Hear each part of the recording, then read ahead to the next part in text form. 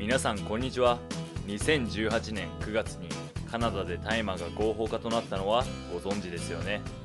毎年たくさんの日本人が旅行や留学でカナダへ訪れています。2019年現在では大麻を合法化に向けて動いている国も増えてきており、日本人が大麻に触れる機会も多くなりました。その中には海外で大麻を購入し使用する日本人もいるでしょう。そこで今回の動画では、合法の国で日本人が大麻を使用したら帰国後に罪に問われるのかということについて詳しく解説していきたいと思います。ぜひお楽しみください。とその前に、仮に法的に処罰が可能だとしても現実的に罪に問うのは不可能に近いです。しかし今回の動画で考えていただきたいのは、そのような捜査云々という問題ではなく、大麻取締法の法律上、そもそもそのような処罰をすることが法的に可能なのかという問題です。本題の前に少しだけ大麻取締法について解説させてください。大麻取締法とは少し不思議な法律面なのはご存知でしょうか。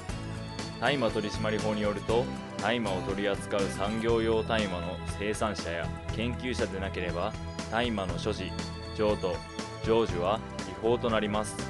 もちろん罰則もあり、5年以下の懲役、また営利目的の場合は7年以下の懲役や罰金等の重い罪を課せられます。おかしいなと思った方もいますよね。そうなんです。使用については罰則の規定がないんです。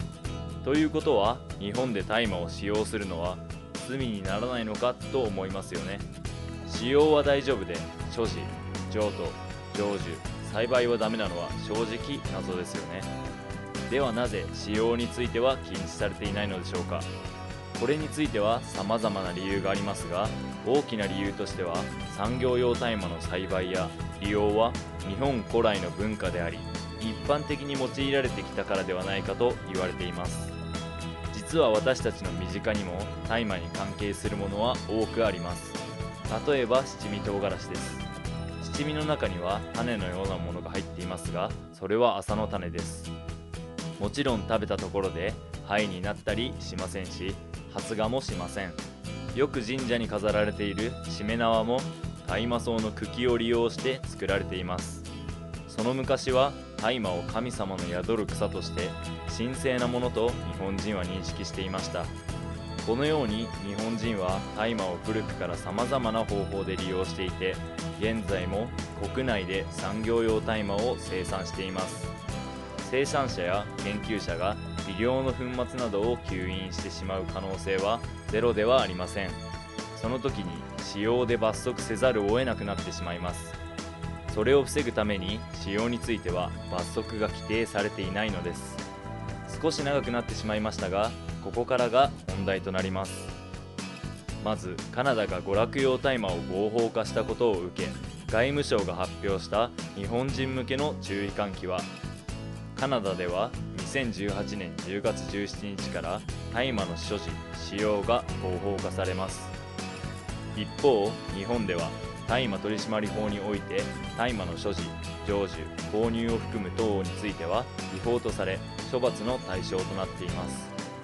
この規定は日本国内のみならず、海外において行われた場合であっても適用されることがあります。在留邦人や日本人観光客におかれましては、これら日本の法律を遵守の上、日本国外であっても大麻に手を出さないように十分注意願います。これを読む限りでは、国内のみならず海外で所持・譲渡した場合でも大麻取締法が適用されると誰もが考えると思います。江南大学法科大学院の教授で弁護士の園田久志教授によると、日本人がカナダで大麻を購入・所持したとしても、カナダ国内でそれらの行動が完結しているならば、帰国後に大麻取締法が適用されることはないと考えるべきですと話しています。根拠や理由については、大麻取締法には国外で大麻の栽培・所持や譲渡などの罪を犯した場合であっても、大麻取締法の適用を認めるという規定があります。国外犯規定は通常処罰することが国家間で共通の利益となるような犯罪、ハイジャックや戦争犯罪、麻薬犯罪に対して設けられています。大麻取締法に国外犯規定を設けることで、大麻の取り締まりが国家間の共通利益になると考える日本が、相手国と協調して大麻の取り締まりに当たるという決意を表明しているのです。しかし、大麻が合法化されたカナダとは、大麻の取り締まりに関する共通利益はなくなります。それでも大麻取締法を適用されるようになるのであれば、カナダ在住で大麻を合法的に栽培、所持、使用しているカナダ人が日本へ観光や留学で訪れた場合、仮に彼らが日本に大麻を持ち込んでいなくても、栽培・所持している証拠さえあれば、大麻取締法違反で逮捕することが可能になってしまいます。実際に娯楽用大麻を合法化しているカリフォルニアやシアトルなどで大麻を所持したとして帰国後に日本人が処罰されたケースは聞いたことがありません。もちろん日本国内に大麻を持ち込むことは大麻取締法違反の対象になります。こう園田教授は述べています。つまり日本人が大麻の合法な国や州で大麻を購入・使用したからといって大麻取締法の国外犯規定で逮捕されるというケースはほとんどありません。国外犯規定で日本人を逮捕する場合は必ず警察の協力が必要です。しかし大麻の合法な国や州の警察からすると、自国の法律ですでに認められているものを他国の法律のためにわざわざ捜査するとは思いません。捜査にはお金もかかりますので、大麻の合法な国や州の警察がメリットもありません。いかがでしたでしょうか。逮捕されることが基本的にはないとはいえ、違法であることには変わりありません。くれぐれも海外に行く際には注意しましょう。国によっては厳しい刑に処されるケースも多くあります。